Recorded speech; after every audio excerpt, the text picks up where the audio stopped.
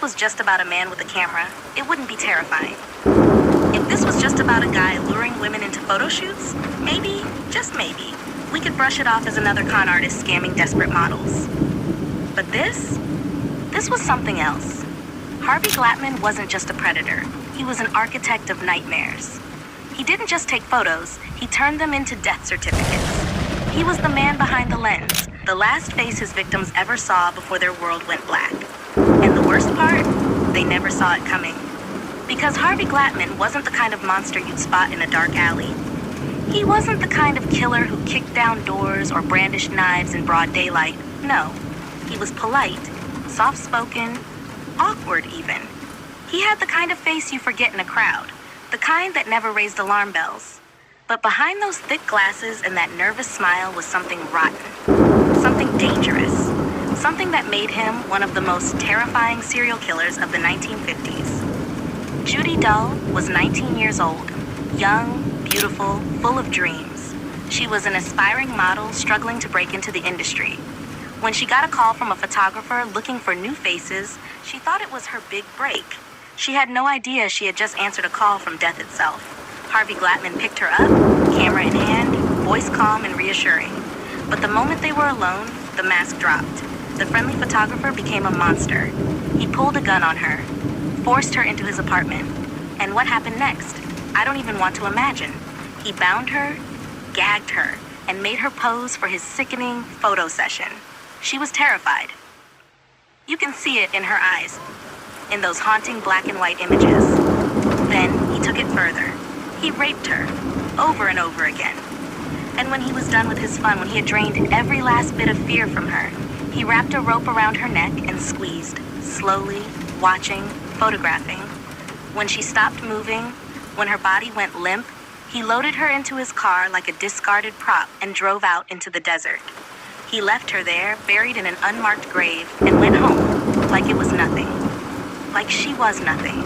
If only someone had stopped him then. But no one did.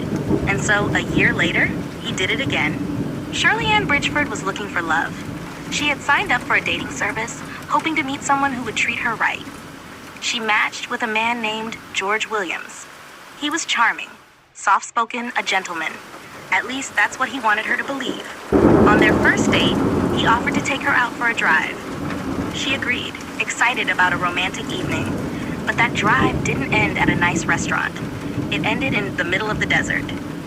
And suddenly, the man beside her wasn't George Williams anymore. He was something else. Something cruel. Something deadly. He pulled out his gun, forced her out of the car, tied her up, took pictures. Those twisted, horrifying pictures where you can see the exact moment she realized she wasn't going home. Then, just like Judy, he raped her. Over and over. And when he was satisfied, he took out his rope, wrapped it around her throat, and pulled. Watching, photographing, smiling. Her body was left in the desert. Another nameless victim. Another woman who trusted the wrong man. Ruth Mercado never stood a chance. She was just another aspiring model, another hopeful woman looking for work. Glatman lured her in like the others, pretending to be a professional photographer. She posed for him, smiled for the camera, and then the gun came out, the ropes tightened, the cycle repeated, she fought, she screamed, but in the end, it didn't matter. She ended up just like the others, a nameless body in the desert. And Harvey, he went home, slept in his bed, went on with his life, knowing that no one was coming for him. But monsters always make mistakes. And for Harvey Glatman, that mistake was Lorraine Vigil. She was supposed to be just another girl, just another model, another body in front of his camera. But Lorraine wasn't like the others. She saw something in his eyes, something off, something wrong. And the moment he pulled out his gun, she fought. She clawed at him, kicked, screamed. And as they struggled inside his car, a miracle happened. A highway patrol officer just passing by noticed the commotion. In an instant, Glatman's game was up. He was arrested on the spot. His car was searched. And inside, a death kit. Ropes, handcuffs, the gun he used to threaten his victims. And then they found the camera. Hundreds of photographs. Women tied up, eyes wide with terror. Some still alive, their fear fresh. Others limp, lifeless, their last moments forever frozen on film. And Harvey, He didn't even fight it. He confessed everything. He talked about the women like they were props in a play. No remorse, no hesitation, just facts. And here's where the story takes its most chilling turn. Because people wanted to know how? How did no one see this coming? How did someone this monstrous live in plain sight?